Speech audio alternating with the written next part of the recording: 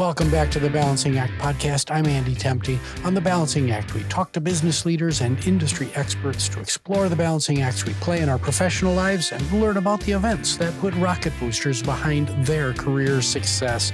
Today, we have Kate O'Neill joining us, known globally as the Tech Humanist. Kate O'Neill is a leading voice in AI ethics, responsible tech, and human-centric digital transformation. So we're going to talk about those things today. She's a sought-after expert. She advises Fortune 500 leaders and speaks at high-profile events worldwide. So we're really happy that you're here today, Kate. Thank you, Andrew. I really appreciate it. It's great to be here talking with you.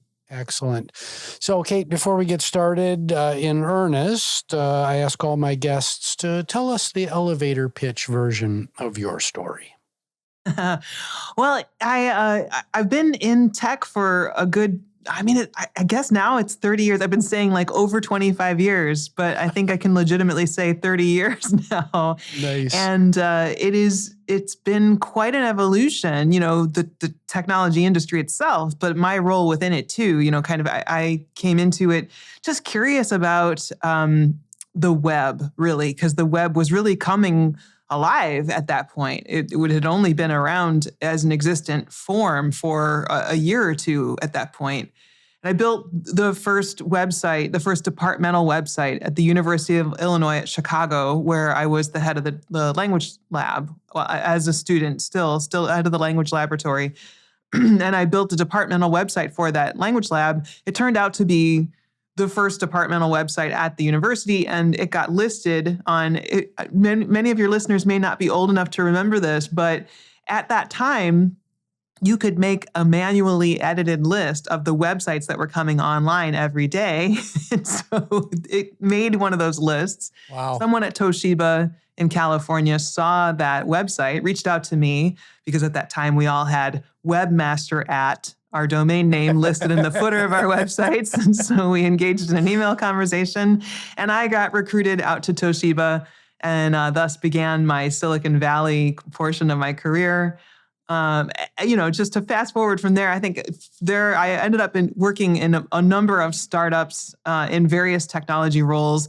And of course, the most famous of them, and the one that I circle back to a lot in my work these days, was Netflix in its early days. So I was one of the first 100 employees as the first content manager at Netflix, and got to be part of some really formative decisions within that company. And it was really formative for me. And then I've spent the last few decades in subsequent roles, in various leadership roles and contributor roles in various kinds of companies. But most of the last 2 decades have really been spent advising, consulting, speaking, writing, researching, commentating, a lot of different kind of capacities around technology as someone who's sort of professionally an observer and an advisor around technology. Awesome. The thing that's going through the back of my mind is knowing how slowly universities move. I wonder if some of your original code from the 1990s is still sitting in the background on that website. It's a good wonder. I don't know, but it would not surprise me. I think I checked not that long ago. When I say not that long ago, like maybe 10 or 15 years ago. And I think there was at that time, but I'm really hoping that they have replaced it by now. So, Kate, other than that experience at Netflix, and maybe there's a story within that story, what's one event in your career that just put rocket boosters behind who we see today? Yeah, it probably is really my time at Netflix. As the first content manager, I got to witness a lot of and be part of a lot of really formative decisions. It was when we were just beginning to use algorithmic decision-making in the website design. So, this was very new in 99, 2000, 2001. It was still really new to have dynamic content on websites. And what we were doing was taking a lot of different pieces of people's user account or of different parts of metadata that we knew about movies and things like that, and creating algorithms that would say within, let's say we had a little content module that we wanted to serve up 5 recommended movies, and we might populate that content module with 20 different movies, and that algorithm was there to recommend the best top 5 based on a given set of parameters. So this sounds so simple now, and it was really cutting edge at that time. So it was really pretty thrilling to be part of solving problems and figuring things out at that level. In that way, it's really shaped a lot of the next 15, 20 years of my career, to be able to think, just because something hasn't been done doesn't mean it can't be done. And just because it hasn't been done doesn't mean it can't be done well. So even though it's the first time something is being done, you don't have to do a sloppy job of it. You can be really thoughtful. You can be really, careful and considered about how you roll out that first approach to something, even though that's become a little bit unfashionable because Silicon Valley so often adheres to this notion of minimum viable product and sort of an agile approach, like get a sloppy version out there and you can always iterate upon it. And when it comes to database decisions and AI, it's a little harder to put that back in the box once we let that out. So it's an important lesson that I carry with me. Yeah, that's a really important balancing act. We're going to talk about a few of them. I can attest to 20 years ago, which was 2005, within the education community, everybody was talking about, gosh, we need these recommendation engines for different courses that people can take, and we want to build a recommendation engine just like Netflix. We want to be the Netflix of education. I can't tell you how many times I heard that phrase being uttered, and it's still being uttered in the circles that I travel in education today. Yeah, so. The Uber of, the Netflix of, let's just be the ourselves. Why not? Right. So let's talk about being ourselves. What does it mean to be a tech humanist, and why does that title matter right now?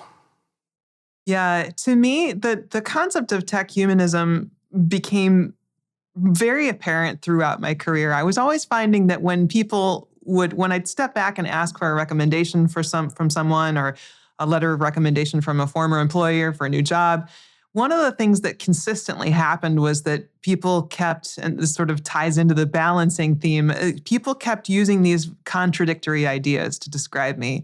Like, she's at once a formidable subject matter expert and a warm, approachable colleague, where it was always this thing and that thing at the same time.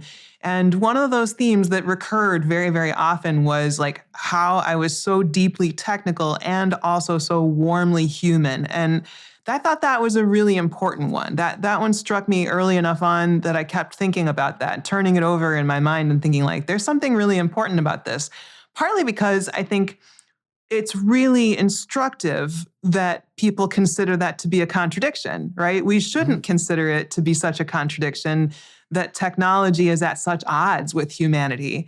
And so I carry that with me as a reminder that I think the instinct people have is to see technology as the other and not something that has been built by us to serve us, to enhance our experiences, to create better experiences. And yet, I think that's entirely the opportunity, is to make technology that actually enhances our lives and adds to the meaningful experiences that we can have, and really helps us augment the world around us to have more human experiences within it. So that is what I mean when I talk about tech humanism. I think also it really is important to recognize that all of that happens within the context of business objectives, because technology is invented and innovated within garages by inventors sometimes, but it only meets scale and gets to the size where it impacts our lives once there's a business objective behind it. And so it's a real opportunity to recognize that there can be this three-way alignment between business, humanity, and technology. And so that is really at the core of my work. Yeah, it wasn't very long ago when we were all talking about, oh, we got to focus on UX, user experience. Like that was some kind of, oh, wow, we've got to focus on how humans are actually using our product instead of all the cool bells and whistles that we might be able to throw at a problem. So, Yeah. yeah, I really appreciate this conversation. I think, and user experience was a really good realization or recognition within the industry, and it was sort of slow to take hold. I think some of the earliest practitioners, Jacob Nielsen and some of the others, were probably talking about it maybe even as early as the 80s or 70s, but it really came into vogue sort of in the 90s and early in the 2000s. But I think even for me, and I worked in fields that in jobs that were described as user experience or customer experience. For me, often what I found to be lacking in those roles or in the field by that name was the recognition that those roles are describing a role that a human is in at a given point in time, right? Like people exist outside of their role in an interaction or a transaction with a company. And I think it's really important that we have that context when we're doing UX or CX or guest experience, patient experience, learner experience, whatever role we're in, because we are all of those things at some point in our lives, over and over again, usually. So I think that the more important takeaway is human experience. And it is really thinking at that next level of abstraction out and trying to connect the dots across, what can we understand about what context somebody is coming to this transaction or this interaction with, and that they want to have the kind of UX or the kind of CX that we need to provide within this transaction. Yeah. But that larger piece is rarely discussed, or it is maybe a little more now, but in the earlier days of UX and CX, it was more rarely discussed. Yeah. I do think that is a really important evolution of those roles. Yeah. Well, let's transition. Let's run a couple of two thought experiments. And the first one, I'm going to put a chief executive officer and a CIO of a large company in front of you. And these leaders are concerned that their business is falling behind the competition. And, this happens to a lot of businesses. All of a sudden, they're facing a large technical transformation in order to catch up. Mm-hmm. We know that tech transformations fail at an astonishing rate. So what's the biggest mistake that you'd coach these leaders to avoid as they embark on this tech transformation? So it's a really good question because it's very, very common. I encounter this scenario so often. In fact, I was just having this conversation probably 3 times in the last week. And one of the things that's really key about this is the first bit of advice or the first bit of guidance I offer is don't focus solely on the technology. What happens so often is that there is a sexy technology in the news that everybody's talking about. Right now, it's agentic AI. Everybody's talking about AI agents and what they're going to do to transform this industry or transform your work or whatever. And that is important to be abreast of and to know, what the technology is and how what new innovations it offers and that sort of thing, what new modalities it offers. But the transformation itself can't be led by that technology. This used to happen to me in my career. In various jobs, I would have a boss come and smack down a clipping from a newspaper on my desk, and it might be about cloud or something. And she'd be like, what's our cloud strategy? Like, we don't have a cloud strategy. We have a strategy, and cloud may or may not help us in deploying that strategy. And in the same way, I think we kind of get carried away with, agentic AI. We don't have an agentic AI strategy yet. That's okay. It's okay if you don't have an agentic AI strategy. So I think starting there, not be led by the technology, but allow your own strategy, your overall strategy, your purpose as an organization to help shape that conversation and what it is that you think you can glean from that. And the other piece that I would offer is that you said this really well. You talked about transformation as this process of catching up. And that is an observation that I point out in What Matters Next, my last book, that we talk about transformation and innovation as if they're synonymous, and they're actually not. they're sequential in a way. Transformation is the process of recognizing what has already changed around you in terms of customer expectations or the marketplace, your competitors, and catching up to the moment, kind of adapting what exists in your systems or the way you do business, or your modality or your business model, so that you can actually be current with what's expected of you and where you need to be.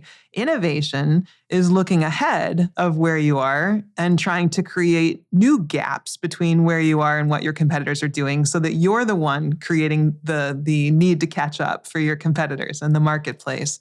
Those are two very different ways of thinking, and it really benefits us to disambiguate between them. Almost every organization needs to do both of those things almost all the time, but it doesn't really behoove us to think about transformation and innovation as if they're the same. We probably have a lot of catch up to do that needs to be very disciplined and needs to be very governance oriented, making sure that we're not allowing a bunch of miscellaneous content strategy to exist in different places, different copies of different kinds of code of conduct, or different pieces of policy to exist in different places around the organization. Those are the kinds of things that happen in digital transformation. Catching up, cleaning up, right? Yeah. Innovation is so much about thinking a little down the road and thinking, what might happen in our industry? What might the next few years be? And one of the most important lessons I offer is to look, as you look ahead, you're going to have ideas about how you want, as you're thinking about scenario planning, there are many, many ways the future could play out. There's probably one way that you would most like to see it play out. And if you're intellectually honest about it, there is a way that is most probable that is going to play out. And your job is to close the gap between those two. So to recognize, what do I need to do? What actions do I need to take? What decisions do I need to make to close the gap between what is most likely and what was most likely and what is my most preferred outcome? Yeah. If you're just focused on that, you will make much better decisions going forward. Excellent. My mind is still back on the shiny ball syndrome of technical transformation. I've seen that. I've been guilty of it. Ooh, there's this new shiny ball out there. Oh, let's do a transformation to incorporate that shiny ball into the business. And we really haven't thought about our purpose, our vision. Does this align with where we're going? So thank you for that. We're going to take a really short break, and we'll be right back with Kate O'Neill. Hey everyone, I'd like to invite you to start your weekend with me on the Saturday Morning Muse podcast. I briefly explore topics that span leadership, business management, education, and personal continuous improvement. Subscribe to the Saturday Morning Muse podcast on your favorite podcast streaming app, or visit andrewtemte.com for more information. And we're back with Kate O'Neill talking about the balancing act between technology and humanity. Kate, before the break, we ran one thought experiment. Now I put the CEO of a well-funded Silicon Valley tech startup in front of you, and they're just enamored with this phrase, move fast and break things, which I really dislike that phrase, but that's my personal opinion. What's your response to this CEO when you hear them use that phrase? I will say this. When I hear the phrase move fast and break things, I immediately think about what and who could get broken. Yeah. So I think it's certainly crucial to recognize speed, or to incorporate speed and innovation. I think that that idea, that mantra, needs an important qualifier, which is, if you're going to move fast and break things, only break the things that are okay to break. But I think it's even better to say, how about we just move deliberately and fix things, or move deliberately and try things. We don't necessarily need to break things. It's a really, shallow way of looking at the holistic responsibility of companies within the ecosystem of society, of how it shapes how innovations then turn around to shape the world. And we've seen way too much of it over the last few decades to not recognize how much social media innovations change the way we operate in society. It's changing our entire public discourse and democracy. So those are really, really important considerations. So I prefer a more nuanced approach, and I tend to call this strategic optimism, and that's what I introduced in A Future So Bright. It's the idea of approaching optimism or innovation, thinking about what could go right while also thinking about what could go wrong. How do we make sure we're breaking the things that we know we need to understand and break down, in order to solve them? But what can we do that's right? What can we do that puts the right kinds of things in place that we can build upon? How can we take that and balance those together? Yeah. I now, later in my career, I'm thinking very much about the human beings that populate the business. And when you move fast and you break something, there's a human being or a whole team of human beings that were working on the thing that you now want to break. And they've all got their own change management curves. They've all got their own way of moving through change. And if you're just plowing right through that, you're not going to have a super engaged workforce at the end of the day. That's right. And it's the workforce. Sometimes it's the community. If you look at something like Airbnb that broke entire communities with the way that their housing model changed housing prices and priced some people out of their neighborhoods. And I think those considerations are much bigger than what Brian Chesky and the original founders and team of Airbnb ever imagined their impact would be. But I think it's the reality of how big the kind of exponential tech scale can bring these problems to market and these solutions to market, which is why it's such an important opportunity to recognize how much we stand to solve human problems at scale with the kind of technology that we have. Instead of moving fast and breaking things, we could absolutely be solving things. So why we're not doing that, I don't know. Yeah. Well, let's dig into your latest work, What Matters Next. I'm really curious for you to walk us through the 2 future-ready flaws that you outline. You, through this video, are looking at a long-termist. I am guilty of the big philosophical ideas and, the big, hairy, audacious goals. And I lose sight of the short term and the practical, hey, we got to do this next. So I'm not on the short-sightedness side, but I'm definitely suffer from long-termism.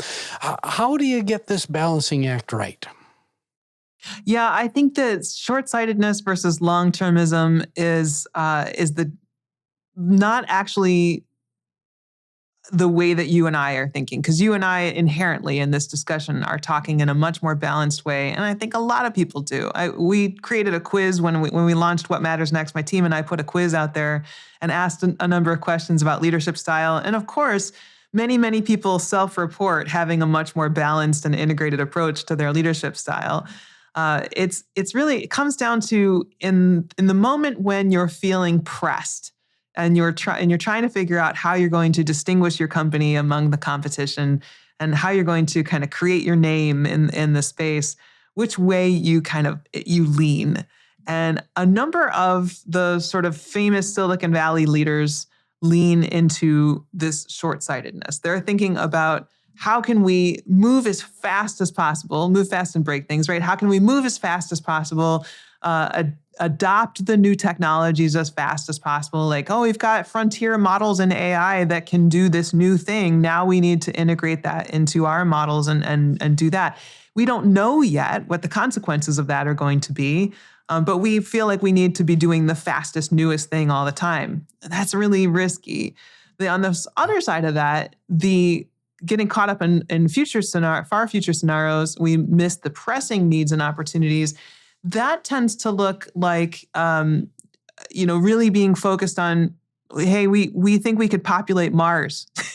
Like, what if we go and do a bunch of space exploration around and think about colonies on Mars, where we might not actually be taking the opportunity to solve problems in the here and now, that we could be solving and that might prevent us from needing to explore Mars quite as rapidly. So that's maybe an absurd or extreme example, but I think these are very real extremes, and the nature of them is that they're in response to the pressures of acceleration and the pressures of, this sense that people feel uncertain about the future and they feel like everything is changing so fast and moving so fast. So the opportunity, I think, is really to take this. I present a model called the now next continuum in the book. It's really about feeling very anchored in the now while you're looking at the past and recognizing what you know, what you can carry with you that you know about the past and what's knowable from this moment, and looking toward the future with that kind of sense of trajectory from what's known and what's knowable. Like, these are predictable things. What's knowable tends to lead to what's predictable. Like, we have some continuity in there. And sure, black swan events happen, things that are unforeseen and unpredictable. But by and large, the future is going to be populated with things that we can predict from the trajectories of what's known and knowable now. It just takes doing that work. It takes getting into that practice. So I think that helps us kind of combat those two tendencies and really get into that balancing act correctly. Well, what about in the moment? So we've got a senior executive team sitting around the table, and you've got somebody who's really going long-termism over here.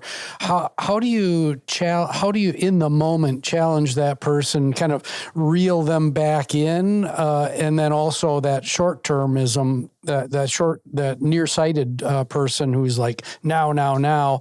How do you introduce them to more long-term? What does that look like within an executive team?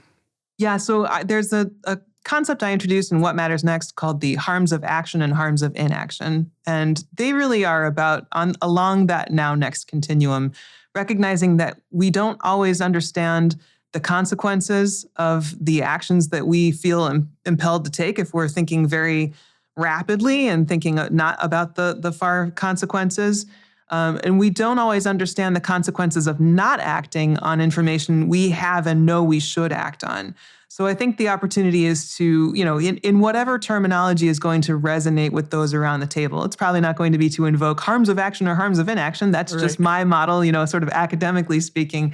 But I think just reminding people, like, what if we take a step back and think about what could happen if we implement this without thinking about the next order consequences? Because I think we ought to think about that and then invoke that, make sure we're having that conversation. Or, do we think that we have enough information to at least begin the process of moving in the direction that we know is responsible? For example, climate change is one of these things that I think we have so much information that tells us we should be doing more than we're doing. And every day that we delay doing whatever we can to combat climate change, to put, sequester carbon and kind of create more opportunity to create a greener Earth, we're invoking those harms of inaction. That's the greatest example of that I can see. But there are plenty of others in the space that have to do with empowering education, making sure kids have the digital literacy skills that they need, making sure that we understand what the consequences of social media, deep fakes, and democracy are. There's a lot of those kinds of things that come in the social wellness space. And that's all harms of inaction in that space. But again, I think around that table, it's really just using very recognizable language to say, do we understand the consequences of either moving now or not moving now, whichever is the more relevant question. Right. So I'm talking to a prominent woman in technology. How do we get more women interested in technology roles? Are we making progress toward that goal?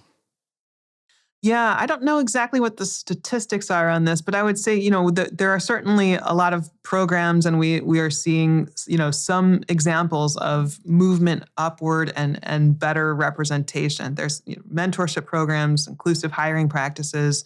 There's successful female tech leaders we can look at and point to.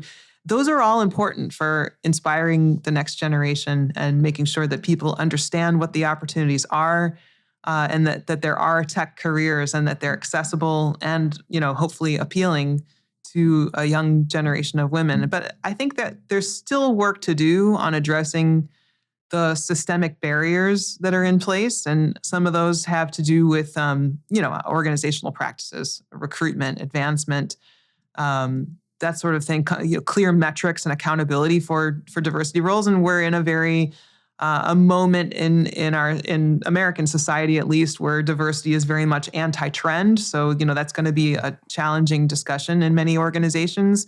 But I think it's a really important thing for organizations that want to live into that practice, that they're going to have to work extra hard to create inclusive tech cultures and make sure women in them feel valued and supported, and that they're getting opportunities to be promoted into leadership and help create organizational change.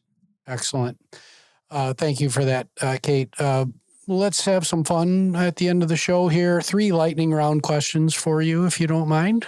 Yeah. So you've just won $100 million lotto jackpot, but there's a stipulation that 50% of your net winnings go to one philanthropic organization or a general cause. Who do you pick?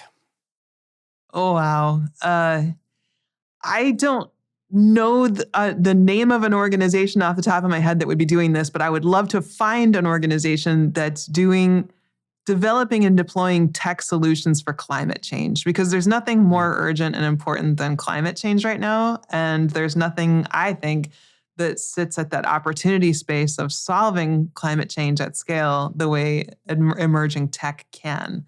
So I'd look for an opportunity to find a nonprofit that I could give my $50 million to that is doing that kind of work. AI optimized energy grids, that sort of thing. Right. Excellent.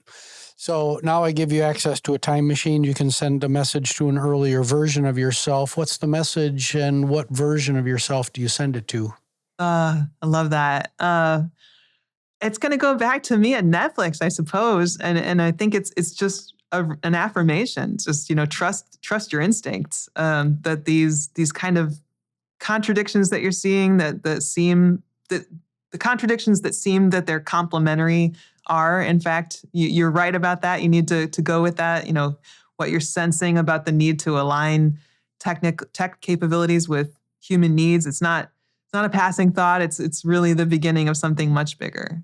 And then I would also tell my Netflix self to exercise more of my stock options. There's always the financial aspect to things. You got to. I mean, why would you not? For sure. So last question. We're all works in progress. What are you focused on right now in your personal journey of growth? I'm really so focused on making sure that the work that I've done is resonant and that I can communicate it, that I'm learning how to better communicate it to the leaders I work with and the teams I work with to try to make impact. Because I think there's just so much work to do and there's so much good to be done. And it all comes down to making sure these things have, I think insight it leads to that moment of clarity and transformation for people. And if I can just make things land in the right way, then people will come away going like, I never thought of it that way before, and I'm never going to unthink of it that way. It's always going to stay with me. And so I'm always looking for that. Yes, we are in search of those phrases, those ways of distilling the thing that we're trying to get across so that the light bulbs go off. Absolutely. Yeah. Great job. Where can folks get a hold of you? I'm at koinsights.com is my website. And also I am on all the social medias as Kate O'Neill, KateOneeill, including LinkedIn, Blue Sky, Threads, that sort of thing. Excellent. Kate, thanks so much for being on the show today. Oh, thank you, Andrew. It was a real pleasure talking to you. Excellent. My name is Andy Temte. This is the Balancing Act podcast. You can find us on all the major streaming services as well as out on YouTube. Please like, subscribe, rate, and most importantly, share this impactful conversation with your colleagues, your friends, and your neighbors. The show is produced by Nicholas Temte, and we'll see you next time on the Balancing Act.